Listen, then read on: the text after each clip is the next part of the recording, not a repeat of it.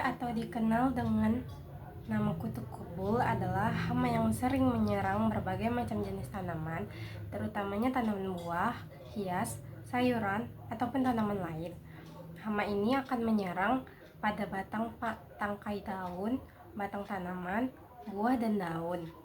Untuk topik pembahasannya, di sini ada klasifikasi hama, tanaman yang diserang, gejala serangan, pencegahan ataupun pengendalian yang disebabkan oleh hama tersebut. Adapun klasifikasi hama dari hama kutu putih ini atau yang disebut dengan Paracoccus marginatus diklasifikasikan sebagai berikut.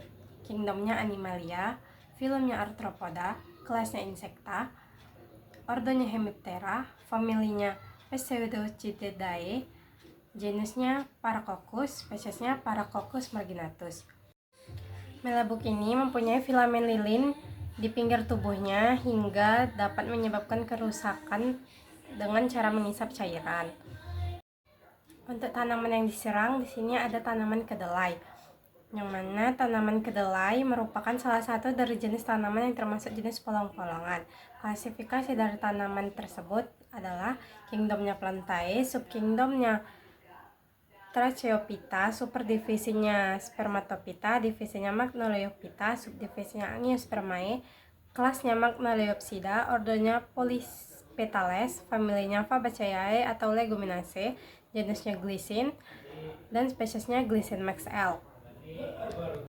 Perakaran tanaman kedelai terdiri atas akar tunggang yang terbentuk dari bakal akar, 4 baris akar sekunder yang tumbuh dari akar tunggang, dan sejumlah cabang yang tumbuh dari akar sekunder, akar adventif, dan bagian bawah hipokotil. Pertumbuhan batang kedelai dibedakan menjadi dua tipe, yaitu tipe determinate dan tipe indeterminate.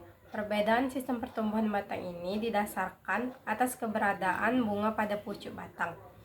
Umumnya, bentuk daun tanaman kedelai ada dua, yaitu bulat atau oval dan lancip atau lanceolate.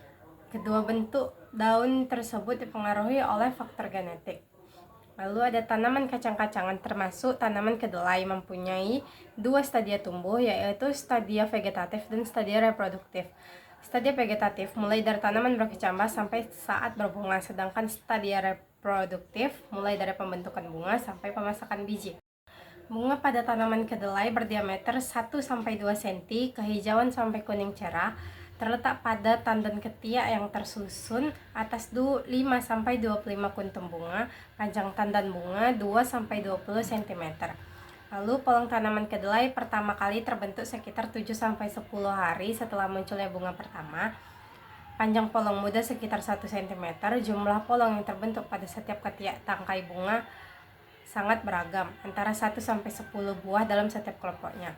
Untuk gejala serangannya tersendiri, hama kutu putih biasanya bergerombol sampai puluhan ribu ekor. Mereka merusak dengan cara menghisap cairan. Semua bagian tanaman bisa diserangnya dari bagian daun sampai pucuk daun. Serangan pada pucuk menyebabkan daun kerdil dan keriput seperti terbakar. Hama ini juga menghasilkan embun madu yang kemudian akan ditumbuhi oleh cendawan jelaga sehingga tanaman yang diserang akan berwarna hitam. Lalu kutu putih hidup dengan cara menusukkan alat mulutnya ke dalam jaringan epidermis daun dan buah sehingga didapatkan cairan tanaman. Saat menghisap cairan tanaman, alat mulut kutu putih sekaligus menginjeksi racun pada jaringan tanaman. Serangan pada daun tua biasanya terjadi di sepanjang tulang tengah dan urat daun, sedangkan pada daun muda dan terjadi pada seluruh bagian daun.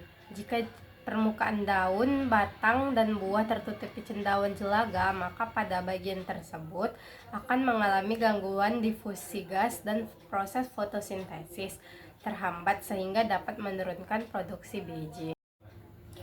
Lalu yang terakhir ada pengendalian hama. Pengendalian hama kutu kebul secara kultur teknis dapat dilakukan dengan cara penanaman kedelai lebih awal, penanaman varietas toleran, penanaman tanaman penghalang, misalnya jagung di antara kedelai, sistem pengairan yang teratur, misalnya pengairan curah atau sprinkler, dan yang terakhir adalah pergerakan tanaman bukan inang, dan sanitasi.